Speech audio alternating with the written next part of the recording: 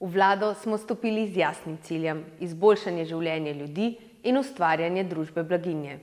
Prevzeli smo resorje, ki odražajo naš program: krepitev socialne države, delavskih pravic, kulture, zelenega prehoda in človekovih pravic.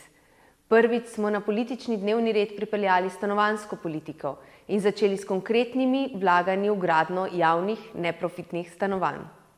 Ukinili smo dopolnilno zdravstveno zavarovanje, sprejeli korake za krepitev javnega zdravstva. Po plačni reformi nihče več ne bo imel plače pod minimalko. Ta se je dvignila za 180 evrov, pokojnine pa samo letos za 8,8%.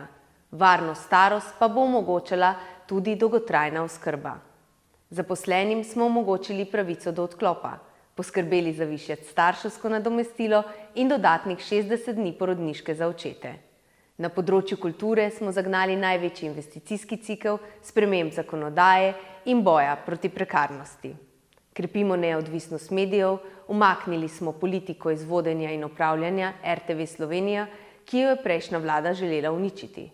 Naredili smo edino pravilno moralno potezo: priznali neodvisno državo Palestino.